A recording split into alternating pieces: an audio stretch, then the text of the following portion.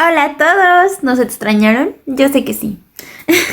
Perdón por no haber estado subiendo videos estas semanas, pero hemos estado muy ocupadas con cosillas de la escuela. Pero bueno, ya estamos aquí y el día de hoy vamos a hablar acerca de Mesoamérica y de la arbolaria. ¿Están listos? Hola, soy la maestra Sonia Gómez y bienvenidos a un nuevo video aquí en el Rincón de los Cheneques. ¡Comenzamos! Inicias la semana con un rostro amargo, horrible como todo un perdedor. Son distintas las fuentes que se utilizan al momento de estudiar el desarrollo histórico de los grupos sociales que se encuentran en Mesoamérica. Entre dichas fuentes podemos encontrar las denominadas etnológicas y antropológicas.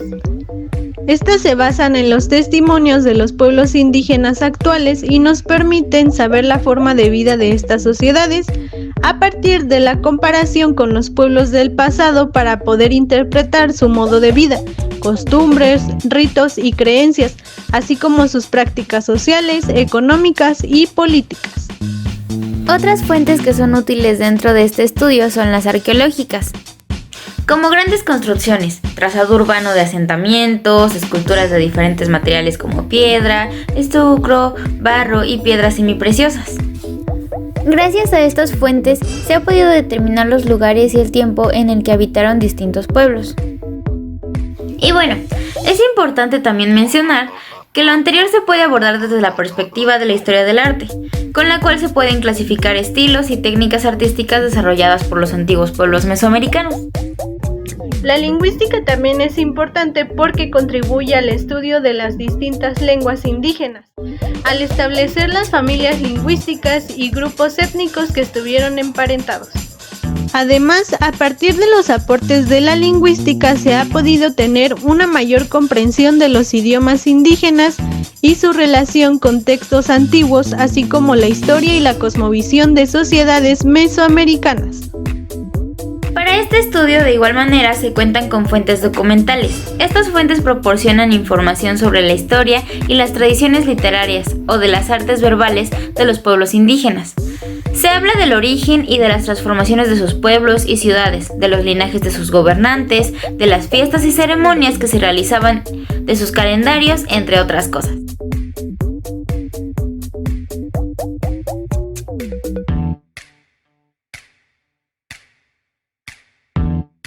Paul Kirchhoff fue un antropólogo alemán que se dedicó a analizar rasgos pertenecientes a pueblos mesoamericanos en su trabajo titulado Mesoamérica, que fue publicado originalmente en el año de 1943. Dentro de este trabajo hace un análisis de clasificaciones geográficas, límites geográficos, composiciones étnicas, así como de caracteres culturales. Kirchhoff dice que hay dos formas de clasificación geográfica, y la primera está basada en la geografía política o biogeografía.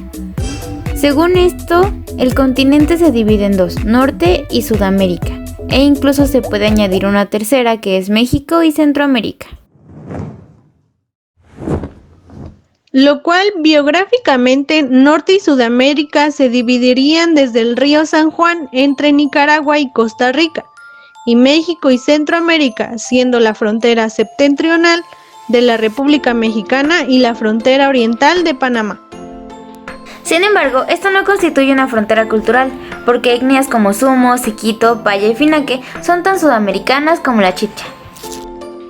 La segunda clasificación corresponde a 5 grandes grupos. 1. Recolectores, cazadores y pescadores de Norteamérica. 2. Cultivadores inferiores de Norteamérica. 3. Cultivadores superiores, altas culturas. 4. Cultivadores inferiores de Sudamérica. Y 5. Recolectores y cazadores de Sudamérica. Posteriormente, Kirchhoff realizó un análisis de límites geográficos y composición étnica, donde nos dice que al momento de la conquista formaban parte de Mesoamérica una serie de tribus que se clasificaban en 5 grupos. 1. Tribus que hablan idiomas hasta ahora no clasificados como tarascos, huitlatleca, tetka, etc. Me disculpo si no lo pronuncio bien. Todas las tribus de las familias lingüísticas maya, zoque y totonaca. Todas las tribus menos 2 de la familia otomí, chochopoloca y mixteca, que parecen formar junto con la familia Chorotobamangue un grupo llamado Otomangue. Y todas las tribus de las familias Trinque, Zapoteca, Chinanteca, que otros consideran emparentadas con el grupo anterior, formando un gran grupo llamado Macro-Otomangue. Y al final hay un análisis de características culturales, las cuales se dividen en 3 clasificaciones. 1. Elementos exclusiva o al menos típicamente mesoamericanos, como por ejemplo un bastón plantador de cierta forma específica que se llama coa.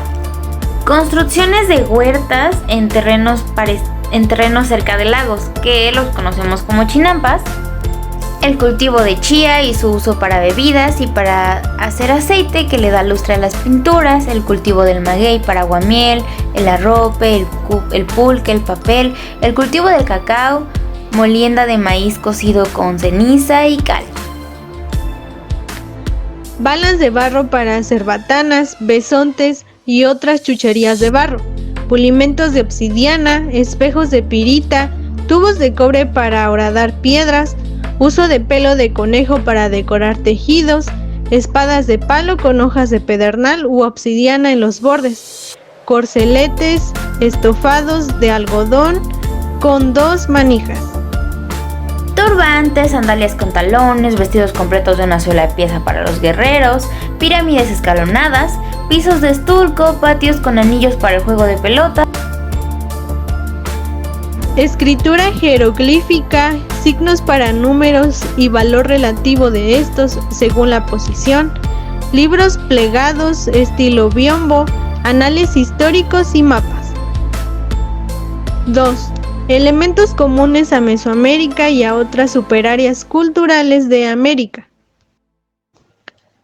Sureste, Mesoamérica, Chibcha, Andes, Amazonia noroccidental. Cultivos de papa, cerbatanas, trofeos de cabezas. Sureste, Mesoamérica, Chibcha y Amazonia. Canibalismo. Número 3. Elementos significativos por su ausencia en Mesoamérica. Sureste y Chibcha. Adornos del borde de la oreja. Sureste, suroeste, recolectores cazadores de Nuevo León. Chibcha, Amazonia noroccidental. Beber los huesos molidos de parientes muertos. Suroeste, Sinaloa, Sonoro, Chibcha, Amazonia. Armas envenenadas. En este video te hablaremos sobre algunos elementos culturales comunes en Mesoamérica y en algunas regiones de Aridoamérica que tienen que ver con la herbolaria y su relación con la cosmovisión y ciertas prácticas de los grupos culturales que habitaron en ellas. Además de la continuidad y permanencia hasta nuestros días de estas expresiones que se han mantenido sobre todo gracias a la tradición oral. De acuerdo con la revista Arqueología Mexicana, la medicina tradicional indígena presente en todos los pueblos etnolingüísticos de México es un sistema de conceptos, creencias, prácticas y recursos materiales y simbólicos cuyo origen se remonta desde las culturas prehispánicas.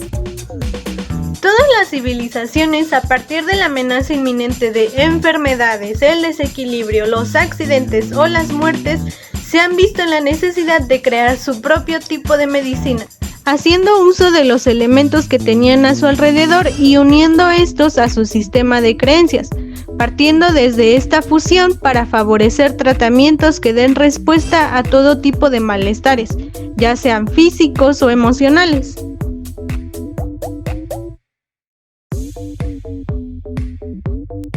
Así es como con esta fusión se crea lo que hoy se conoce como tradición herbal o medicina tradicional indígena, la cual es aún muy latente en comunidades indígenas alejadas, ya que muchas de estas no cuentan con acceso al sistema de salud público. Según la Secretaría de Salud y en relación con el registro taxonómico, México ocupa el segundo lugar a nivel mundial con 4.500 plantas medicinales documentadas. Además, se estima que el 90% de la población ha optado por ellas por lo menos una vez en su vida. En el número 74 de la revista Arqueología Mexicana podemos leer lo siguiente. Llamamos medicina tradicional indígena al sistema de conceptos, creencias, prácticas y recursos materiales y simbólicos destinados a la atención de diversos padecimientos y procesos desequilibrantes, cuyo origen se remonta a las culturas prehispánicas, pero que, como toda institución social, ha variado en el curso de los siglos, influida por otras culturas médicas, española, africana, la moderna, por los cambios en el perfil epidemiológico de las poblaciones y por factores no médicos de diversa índole, económicos, religiosos, ecológicos, etc. Es decir que a pesar de que la medicina prehispánica siempre ha sido latente en lo que hoy conocemos como nuestro país, se ve influenciada por muchas otras situaciones y por supuesto por otras culturas. ¿Recuerdan lo que ya habíamos hablado de aculturación, cierto? Curanderos, parteras, hueseros y hierberos forman un grupo mayoritario de terapeutas tradicionales indígenas, al que se suman un abundante número de especialistas: rezanderos, sobadores, ensalmadores, graniceros, chupadores, culebreros o vivoreros, adivinadores, etc., con designaciones específicas en las lenguas indígenas. Así, por ejemplo, los curanderos coras de Nayarit pueden recibir distintos nombres, los cuales estoy a punto de leerles porque son un poco complicados. Pueden llamárseles Tihuataca, Icuaguame, Titihuataca y Tianama, por ejemplo. En general, los terapeutas tradicionales indígenas son adultos mayores. Los curadores, niños o adolescentes son excepcionales, factor que desde los tiempos prehispánicos se asocia a la acumulación de experiencia, la autoridad técnica y moral. El proceso por el cual se llega a ser terapeuta tradicional tiene notables coincidencias dentro de los distintos grupos indígenas. El descubrimiento de la vocación puede ocurrir en el sueño, o en el curso de una enfermedad, o en el trance o éxtasis provocado por la ingesta de plantas sagradas, de origen vegetal como el peyote, las semillas de la virgen, los hongos, las ninfeas, o a partir de ciertos indicios físicos observados por los padres o la partera en el nacimiento y que revelan el destino del futuro sanador. No pocas veces el aprendizaje al lado de un terapeuta mayor y más experimentado es la vía para convertirse en curador.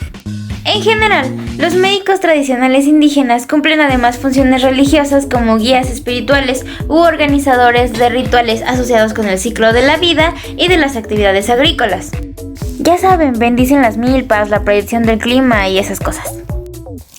Y se distinguen como guías espirituales e intérpretes excepcionales de la cultura y la ideología del grupo. En el cuento de la tona que podemos encontrar en el libro del Diosero de Francisco Rojas González, podemos encontrar un poco de lo que ya les mencionamos anteriormente. Nos habla sobre Crisanta, una indígena zoque que es muy joven y va a ser madre primeriza.